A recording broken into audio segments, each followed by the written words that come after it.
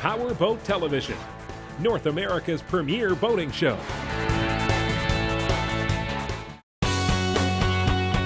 Time for My Boat. If you found a boat that you want to keep for the long haul, but have possible concerns about engine deficiencies or total hours of operation, you may wish to consider a repower. This week on My Boat, we'll take you through the process involved in repowering this 1984 Bayliner with new Yanmar diesels. We met up with John at his dock to head out on the water to see how his Bayliner performed under the current engine package. Before testing, John tells us more about the boat and his reasoning for the repower. My wife and I bought this boat 5 years ago. It's a 1984 3870 Bayliner. We really like the layout and the style of the boat.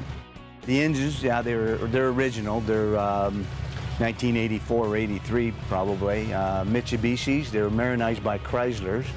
They're 130 horsepower, naturally aspirated. A little underpowered for this boat. We're looking for a little bit more power so we can get maybe a little higher cruising speed. Also, we're planning in a few years from now to do the loop down the Mississippi and up the Intercoastal Waterway, and I want something that's going to be more reliable and easy to repair. So that's why we chose Yanmar. 6 BY 260, a 260 horse. Should make a huge difference in this boat because they're 2,000 pounds lighter than the original engine and double the horsepower. We began the water test at an idle of 500 RPM and a speed of 3.4 miles per hour. John then proceeded to accelerate at intervals of 500 RPM, reaching a very modest cruise speed of 9.5 miles per hour at 2,000 RPM. When the throttles were pushed wide open, we topped out at 16 miles per hour and just hit 2,900 RPM. Acceleration speed was a surprising 7.1 seconds to cruising speed.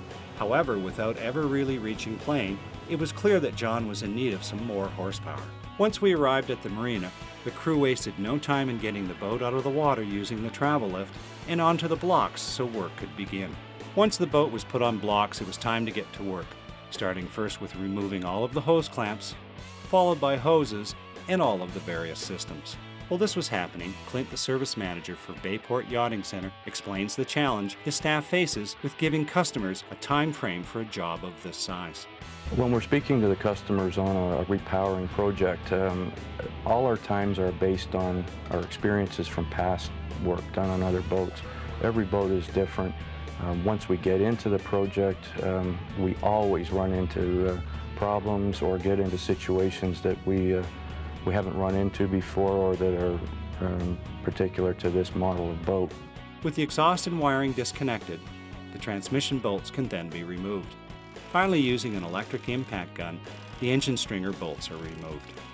A chain was attached to the motor, and the forklift was brought in to remove the portside engine. There is no technique to removing an engine. All that is needed is patience, the right tools, great communication, and eventually it will come free. With the portside engine out, Clint then explains the real challenge is now beginning.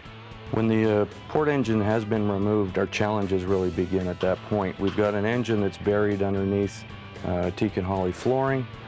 We can't disturb that. There's no way for us to cut that out and draw an engine out through the door. So what we're going to end up doing is going back to the old-fashioned methods where we will lay some timber and then slide the engine over and then use the boom truck again to remove the engine from the boat. The reverse process when we get the new engines will be very similar. Fortunately, in this case, we're dealing with engines with a much smaller overall dimension. So we'll have more room to work with and won't have to deal with the lack of space that we're dealing with now. With all of the preparation work complete and the new mechanicals on order, next week on the show, we'll continue with the installation of these Yanmar diesels.